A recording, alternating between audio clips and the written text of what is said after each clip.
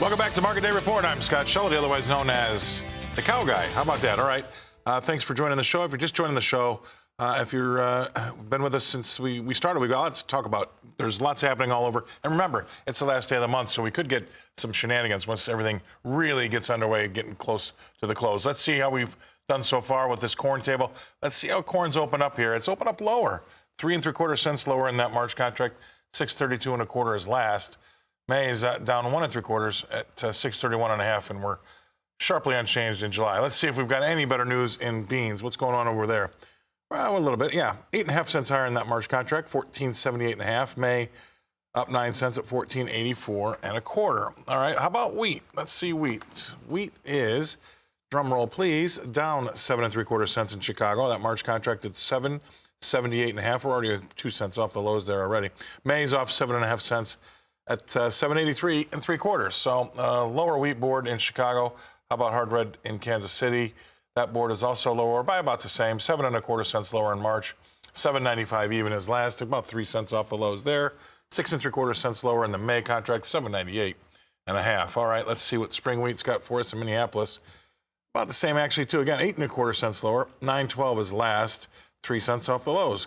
Kind of like what we saw in Kansas City. May's off 9 cents at 9.08 1/4. And then lastly, let's take a quick peek at cotton, because cotton has been on fire.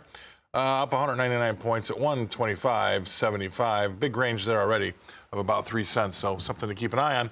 That's kind of interesting. Let's take our next guest analyst up for, that's Dewey Strickler, Ag Watch Market Advisors. Thanks for being on the show, Dewey. Nice to talk to you again. We don't get to talk very often, but I'm in for Marlon this morning, so thanks for being here.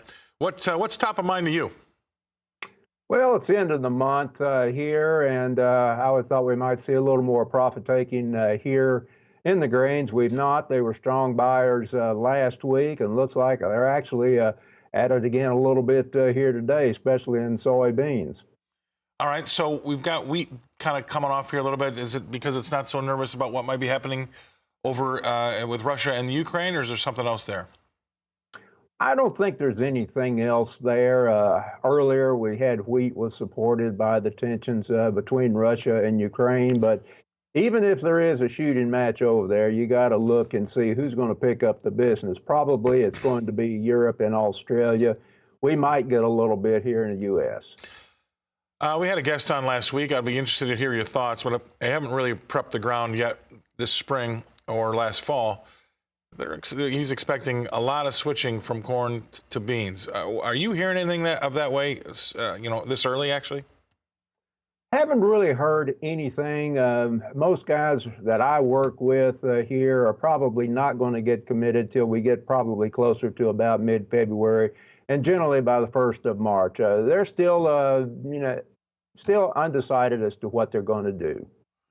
Yeah, he did the math for us, and depending on whether you own the ground or not, if you take that out, it looked as though it was a pretty compelling argument for beans. It'll be interesting to see, because beans, ever since we started talking about it, looked like they've rallied. So we put on some decent, points in beans, and we'll see. So, all right, we're going to stay right there. We're going to go away, pay some bills. We're going to come back and talk with Dewey Strickler about the livestock market after these messages.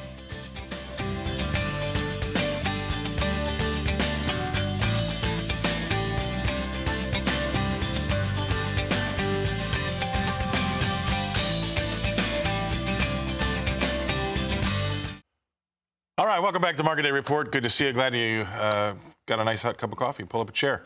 Let's get through some of these markets and see how they've opened up here this morning in Chicago. How about the live cattle market? I want to see what they're doing, and they're a little bit better. Feb's up 90 cents here at 139.60. April's up 87 cents at 143.97. So that's some good news. Why don't we take a look at what's happening in the feeders?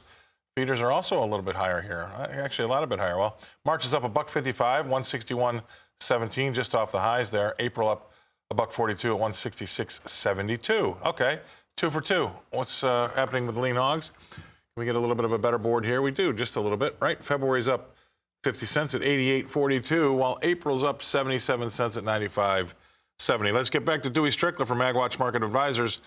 Anything stick out of you there, Dewey? Well, we got some strong packer margins in the cattle here, which I think is offering support. Also, technically, when you look at the April contract, we may have a head and shoulders topping pattern develop. That's warrants watching here over the next few days. Yeah, it does. I mean, and also, we're kind of looking at the outside markets a little bit too, because there has been maybe a slight correlation, not too much, but it does affect things. And with this, these equity markets doing what they're doing, it kind of makes it, if we have a lower day in the equity markets, it's kind of harder for some of these like cattle contracts to kind of get their head off the mat. You know what I mean?